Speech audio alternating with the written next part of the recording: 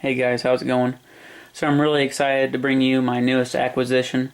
This is a DPMS G2 chambered in 308.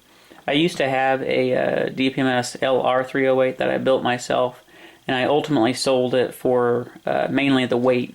It was just too heavy. It was not fun to lug around at all. So I sold it as soon as I heard about these G2 rifles. Granted, it's taken me quite a while to pick one up, but I finally did. Picked this one up used. I would say that it had less than 50 rounds through it when I picked it up, so it was in near new condition. Got it for a pretty reasonable deal, so so far I'm really happy with my purchase. I wanted the base rifle because I knew I was going to end up modifying it. There's a lot of things that we'll go through here. I did take the handguards off because I wanted to see what the barrel profile was like underneath the handguards, and it is a little bit thicker than the rest of the barrel there. You could probably send it off and shave a little bit more weight off of it, but I don't think you're going to save much, so I'm not sure if that's really worth it or not. We'll probably end up changing out the muzzle device. I don't really care for this one here. It's open on all sides, so if you're going prone or something like that, you're going to get a bunch of dirt and grass up in you. So we'll change that out. I'm doing some research to see what a good 308 break is. And we'll end up changing out the, it's got a commercial spec buffer tube on there, so we'll change that out for a mil spec one and throw on probably a Mission First Tactical minimalist stock, one of those real nice lightweight ones. I like that a lot. I did change out the charging handle. It just comes with a factory standard charging handle. I changed it out for a Raptor charging handle, and that's a really nice addition for that. I'm really trying to pay close attention to the weight on this guy. As you see it configured right here, it weighs 7 pounds, 4 ounces. The factory charging handle was 1.36 ounces, and the Raptor is 1.40 ounces.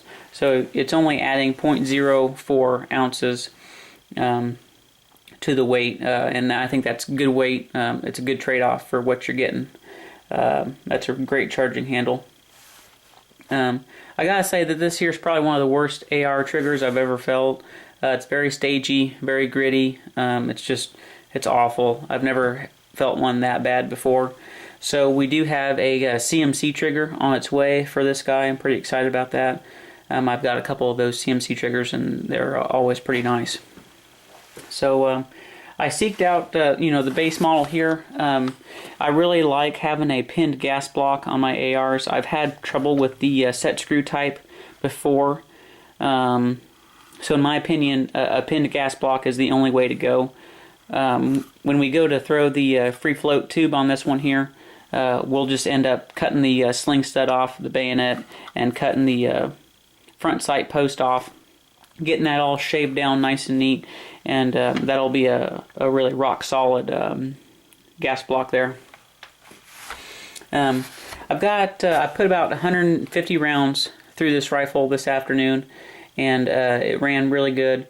I did have one failure to feed in that 150 rounds, so I'm not too concerned about that, but it's something that we need to keep our eye on. I want this to be ultimately as reliable as possible, obviously.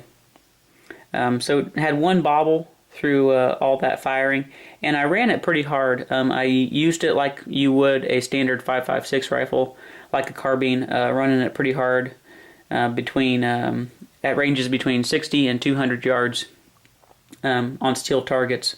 So ran it pretty well, got it good and hot, and I did have that failure to feed. So that one issue to report so far, but I'll bring you guys back when we've got these modifications done, and we'll just keep you posted on how this rifle's doing. I'm really excited to have a 308 back in my life, and it's just been great so far. So thanks a lot for watching, and I'll see you in the next video.